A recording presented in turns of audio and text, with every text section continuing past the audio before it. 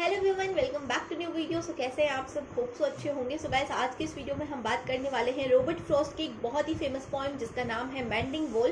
तो चलिए बिना देरी के शुरू करते हैं हमारी आज की इस वीडियो को। तो सबसे पहले मैं आपको इस पोएम का ओवरव्यू दे देती हूँ जिससे कि आपको इसको समझने में आसानी होगी। उसके बाद में हम लाइन बाय लाइन समरी देखेंगे। तो चलिए शुरू करते हैं। इस पोएम में होता क्या है कि दो व्यक्ति होते हैं, दोनों ही पड़ोसी थे। उनके खेत में एक दीवार बनी होती है जिसे वो हर साल सही करते हैं, यानी कि हर साल उसकी रिपेयर करते हैं। तो यहाँ पर एक इंसान हमारे पोइट है और दूसरे हैं उनके पड़ोसी। दोनों के खेत में एक दीवार बनी थी जिसको वो सही किया करते थे। तो यहाँ पर पोइट का मानना है कि हम हर साल इस दीवार को सही क्यों ही करते हैं। वैसे भी इसकी कोई नीड तो है नहीं, ना ही हमारे खेत के आसपास कोई जानवर है जो कि हमारी फसलों को खराब कर देगा। तो इस दीवार का मतलब ही क्या है, इसको हटा देना चाहिए, ऐसा हमारे पोइट का मानना है।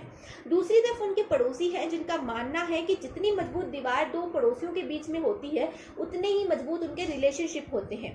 अब यहाँ पर ये जो पड़ोसी है ऐसा क्यों मानता है? ये ऐसा इसलिए मानता है क्योंकि इसके फादर ने इससे कहा था कि good fences make a good neighbours, यानी कि जितनी अच्छी बाउंड्री होगी, जितनी अच्छी दीवार होगी, उतने ही अच्छे दो पड़ोसियों के रिश्ते होंगे। इसी वजह से जो ये नेबर है ये चाहता है कि ये दीवार यहीं पर रहे और इसको ना हटाया जाए।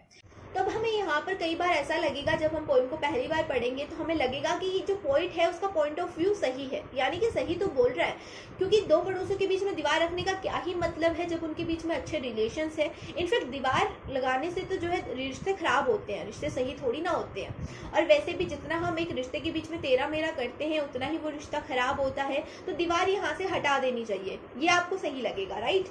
लेकिन अगर हम थोड़े से मैच्योर हो जाते हैं, थोड़े से बड़े हो जाते हैं और हम दोबारा से इस पोएम को पढ़ते हैं, इसको समझते हैं, तो हमें लगता है कि यार पड़ोसी भी तो सही बोल रहा था, पड़ोसी ने क्या ही गलत बोल दिया। अब यहाँ पर चाहे आप दो पड़ोसियों की बात कर लो, चाहे दो नेबर कंट्रीज की बात कर लो, या फिर किसी रिलेशनशिप की बात कर लो, अगर हमने एक लिमिट जो है डिसाइड नहीं करी है एक रिलेशनशिप के अंदर, एक पड़ोसी देश के अंदर, तो क्या होता है कि वो रिश्ता खराब हो जाता है। जैसे कि आप भारत की ही बात कर लो, तो भारत के पड़ोसी क्या कर रहे हैं इस टाइम पे? भारत की जो जमीन है उसके ऊपर कब्जा कर रहे हैं। अब भारत क्या कर रहा है? अब अपनी बाउंड्रीज को सिक्योर कर रहा है। लेकिन अगर भारत ने पहले ही अपनी बाउंड्रीज को सिक्योर कर लिया होता, अपनी लिमिट डिसाइड कर ली होती, तो शायद आज उसकी जमीन किसी और के कब्जे में नहीं होती। तो यहाँ पर जब हम एक बार दोबारा से जो है इस पोएम को पढ़ते हैं तो हमें समझ में आता है कि जो पड़ोसी था उसका पॉइंट ऑफ व्यू गलत नहीं था, वो भी तो सही बोल रहा था। तो अब यहाँ पर हमारे ऊपर डिपेंड करता है कि हम किसे सही समझते हैं, हम पोइट के पॉइंट ऑफ व्यू को सही समझते हैं या फिर उसके पड़ोसी के। क्योंकि यहाँ पर हमारे जो पोइट है उन्होंने हमें ही डिसाइड करने के लिए छोड़ दिया है। तो चलिए अब डिसाइड बाद में करेंगे, पहले जो है हम इस पोइम की लाइन बाय लाइन समरी देख लेते हैं। तो चलिए शुरू करते हैं पोइम की लाइन बाय लाइन समरी को। तो पोइम की शुरुआत होती है something there is that doesn't love a wall. तो पोइट यहाँ पे बोल रहे हैं कि कोई ऐसी चीज़ है जिसे ये दीवार पसंद नहीं है, जिसे ये वॉल पसंद नहीं है। That sends the frozen ground swell under it and spills the upper boulder in the sun. यहाँ पर पोइट बोलते हैं कि ये जो पत्थरों से बनी हुई दीवार है, इसके नीचे की जो मिट्टी है वो एकदम जमी हुई है। अब आप किसी पत्थर को उठा करके देखना और उसके नीचे की मिट्टी को देखना, वो एकदम जमी हुई होती है, एकदम फ्लेट होती है, बिल्कुल भी हिलती डुलती नहीं है।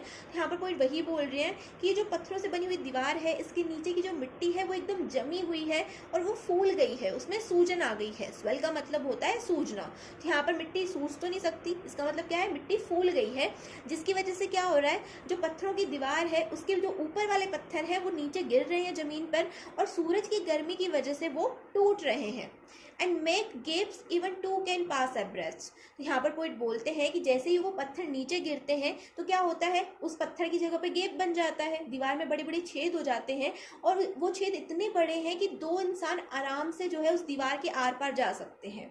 The work of hunters is another thing. तो यहाँ पर पोइट बोलते हैं कि ये दीवार को तोड़ने का काम ना किसी शिकारी का नहीं हो सकता, किसी हंटर का ये काम नहीं हो सकता। I have came after them and made repair. क्योंकि जब हंटर्स दीवार को तोड़ते हैं तो मैं उनके बाद में जो है वहाँ पर आता हूँ और उस दीवार को रिपेयर करता हूँ। But they have left not one stone on a stone. लेकिन जब हंटर्स दीवार को तोड़ते हैं तो वो एक भी स्टोन को अपनी जगह पे नहीं रहने देते। यानी कि जब हंटर्स के द्वारा दीवार को तोड़ा जाता है तो दीवार एकदम तहस नहस हो जाती है, लेकिन यहाँ पर जिस भी चीज़ ने दीवार को तोड़ा है उसने ऐसा बिल्कुल भी नहीं किया है। यहाँ पर जो है कुछ कुछ पत्थर दीवार से निकले हुए हैं और उस पत्थर की जगह पे थोड़ा सा गैप बना हुआ है। But they would have the rabbit out of hiding. अब यहाँ पर पोइट बोलते हैं कि हंटर पागल तो है नहीं, क्यों ऐसी दीवार को तोड़ देंगे। उनको दीवार को तोड़ने का कारण ये होता है क्योंकि दीवार में जो छेद बन जाते हैं, जो गैप आ जाता है, उसके अंदर रेबिट छुप करके रहने लग जाते हैं, जिसकी वजह से क्या होता है, दीवार को जो है हंटर्स को तोड़ना पड़ता है। फिर आगे की लाइन्स में पोइट बोलते हैं टू प्लीज द यल्पिंग डॉग्स। तो यहाँ पर पोइट बोलते हैं कि ये जो हंटर्स हैं ये रेबिट्स को पकड़ते हैं, दीवार को तोड़ते हैं और रेबिट्स को पकड़ते हैं। लेकिन ये रेबिट्स को पकड़ते क्यों हैं? ये रेबिट्स को इसलिए पकड़ते हैं क्योंकि इन्होंने जो डॉग्स को पाला हुआ है उनके लिए रेबिट्स क्या है, फूड है। फिर आगे के लाइन्स में पोइट बोलते हैं the gaps I mean no one has seen them made or hear them made. तो यहाँ पर पोइट बोल रहे हैं कि जिन गेप्स की मैं बात कर रहा हूँ, मेरी दीवार के अंदर जो गेप्स बन चुके हैं और जिन गेप्स की मैं बात कर रहा हूँ, ना तो किसी ने उन्हें बनते हुए देखा है, ना ही किसी ने उन्हें बनते हुए सुना है। But at a spring mending time we find them there. लेकिन जब भी स्प्रिंग का टाइम आता है, जब भी स्प्रिंग का सीजन आता है और जब भी हमें अपनी दीवार की रिपेयर करनी होती है, उस टाइम पे ये जो गेप है ये अपने आप ही अपनी जगह पे आ जाते हैं।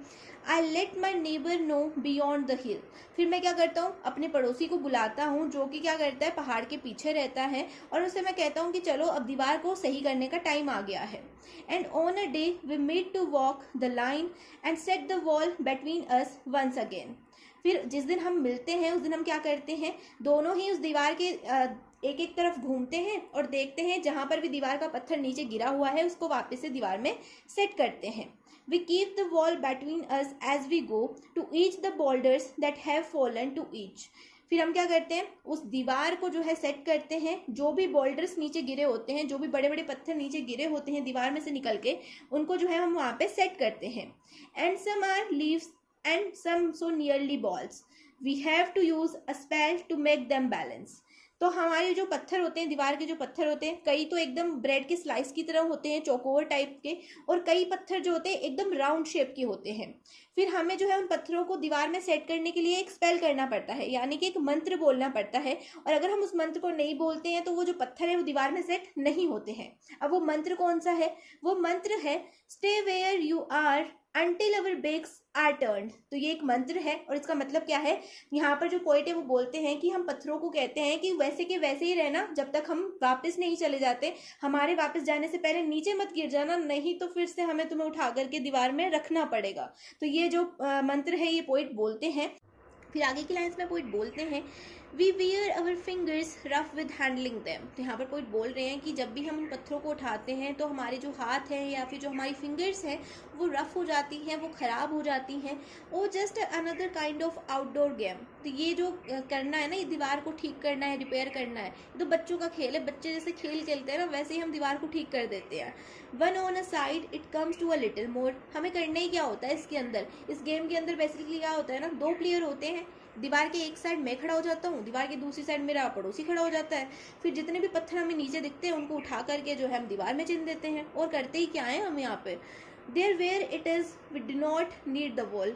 हम ऐसी जगह पे पत्थरों को चिनते हैं जहाँ पर हमें वॉल की ज़रूरत ही नहीं है, हमें दीवार की ज़रूरत ही नहीं है, फिर भी हम हर साल उस दीवार को रिपेयर कर रहे हैं। हमसे बड़ा पागल कौन होगा। He is old pine and I am Apple orchard. तो यहाँ पर पोइट बोलते हैं कि जो मेरा पड़ोसी का खेत है उसके अंदर सिर्फ पाइन के पौधे हैं, पाइन के पेड़ हैं, और मेरी तरफ जो है एप्पल के पेड़ हैं। My apple trees will never get across and eat the corns under the pines I tell him. यहाँ पर पोइट बोलते हैं कि मैंने अपने पड़ोसी से कह दिया है कि भाई अगर हमने ये दीवार हटा दी ना बीच में से, तो ऐसा तो होगा नहीं कि मेरा जो एप्पल का पेड़ है वो उठ करके चला जाएगा और तुम्हारे पाइन्स के जो फ्रूट है उनको खा जाएगा। ऐसा तो नहीं होने वाला। तो क्यों दीवार को लगाया हुआ है बीच में? यार मैं नहीं करता तुम्हारे पाइन्स की चोरी, प्लीज़ दीवार को हटा दो। ये हर साल का झंझट मुझसे सहन नहीं होता, मैं अब इस दीवार को ठीक नहीं कर सकता।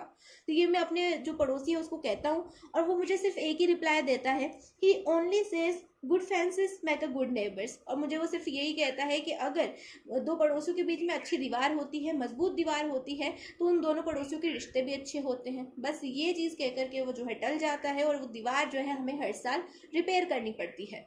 फिर आगे की लाइन्स में पोइट बताते हैं, spring is the mischief in me and I wonder if I could put a notion in his head.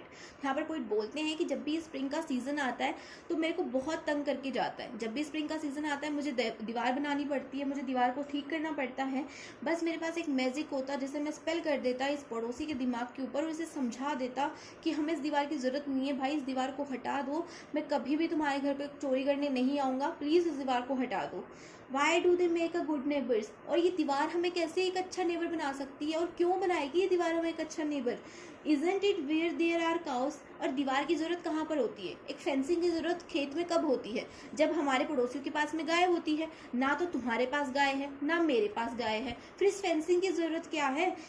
But here there are no cow, यहाँ पर कोई गाय नहीं है, तो हमें क्या ही ज़रूरत है इस फेंसिंग की, तो तुम इसे हटा क्यों नहीं देते।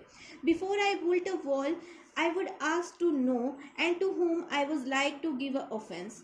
जब भी मैं दीवार बनाऊंगा, अब यहाँ पे पॉइंट बोलते हैं कि जब भी मैं कोई दीवार बनाऊंगा ना, तो सबसे पहले मैं ये सोचूंगा कि क्या मुझे इस दीवार की ज़रूरत है या नहीं है, और अगर मैं ये दीवार बनाता हूँ तो क्या मेरे पड़ोसी जो है इससे नाराज़ होंगे, क्या उनको कोई दिक्कत होगी या नहीं होगी। ये सब देखने के बाद ही जो है मैं एक दीवार बनाऊंगा, इस पागल पड़ोसी की तरह नहीं कि जिसको मैं बार बार कहे जा रहा हूँ कि दीवार हटा ले, तब भी दीवार नहीं हटा रहा है। Something there is that doesn't love a wall, that wants it down, I could say, else to him। तो यहाँ पर पोइट बोलते हैं कि यहाँ पर कोई ना कोई ऐसी चीज़ है जो इस दीवार को यहाँ पसंद नहीं करती, वो भी जो है इस दीवार को गिराना चाहती है। इसीलिए तो बार बार स्प्रिंग के टाइम पर आते ही ये दीवार ख़राब हो जाती है, बार बार हमें रिपेयर करनी पड़ती है। तो कोई ना कोई चीज़ तो ज़रूर है जो कि इस दीवार को पसंद नहीं करती। आई थिंक वो एल्फ्स है। अब एल्फ्स क्या होते हैं, एल्फ्स एक ऐसे प्राणी हो सकते हैं या फिर आप कह सकते हैं ऐसे क्रिएचर होते हैं जिनके पास क्या होती है, फेरी टेल्स की पावर होती है, उनके पास फेरी टेल्स वाली पावर होती है। तो यहाँ पर कोई बोलते हैं कि शायद कोई एल्फ्स है जो क्या करते हैं, इस दीवार को बार बार गिरा देते हैं। But isn't not elves exactly, and I would rather he said it for himself। लेकिन मुझे लगता है कि कोई एल्फ्स नहीं है, और मैं चाहता हूँ कि मेरा जो पड़ोसी है वो खुद ब खुद पता लगाए कि ये दीवार कैसे गिरती है। See him there bringing a stone grasped firmly by the top in each hand। यहाँ पर पोइट बोलते हैं कि फिर जो है मैं अपनी पड़ोसी की तरफ देखता हूँ जो कि मेरी ही तरफ आ रहा था, और उसने अपने दोनों हाथों में बड़े बड़े पत्थर उठाए हुए थे, और इस टाइम पे वो मुझे ऐसे लग रहा था जैसे कि कोई आदि मानव हो, जैसे पुराने जमाने में आदि मानव नहीं दोनों साइडों में पत्थर उठा करके घूमा करते थे, वैसे ही सेम ये मुझे इस टाइम पे लग रहा है। He moves in darkness as it seems to me, not of woods only and the shade of trees। He will not go behind his father saying। तो यहाँ पर पोइट बोलते हैं कि जो आदमी आपको मेरी तरफ चलता हुआ दिखाई दे रहा है ना, हाँ यही जो ये आदि मानव की तरह दिख रहा है, ये आदमी ना हमेशा अपने पिता के कहने पर चलता था। हमेशा इसके पिता ने जो इसे कहा वही इसने किया। इसके पिता ने इसे कहा था कि जो बाउंड्री होती है वो एक अच्छे रिश्ते का निर्माण करती है, इसीलिए इसने अभी तक जो है इस बाउंड्री को नहीं हटाया है, और ना ही ये मुझे हटाने दे रहा है। ये सिर्फ वही चाहता है जो इसके पिता ने इसे कहा था, वही ये करना चाहता है, और उस बात को कर करके, उस चीज़ को करके ये बहुत ज़्यादा खुश है। इसको कोई फ़र्क नहीं पड़ता कि इसकी वजह से किसी को कितनी परेशानी हो रही है, बस इसके फादर ने जो इसे कहा था बस उसी चीज़ को ये दोहराया जा रहा है। He says again good fences make a good neighbours, और ये वापस से मुझे यही कहता है कि जो भी गुड फेंसेस होती हैं, जो भी गुड बाउंड्रीज होती हैं, वो एक अच्छे नेबर का निर्माण करती हैं, एक अच्छे रिश्तों का निर्माण करती हैं। बस ये कह करके ये बात को ख़त्म कर देता है, और कभी भी इसने इस दीवार को मुझे हटाने ही नहीं दिया।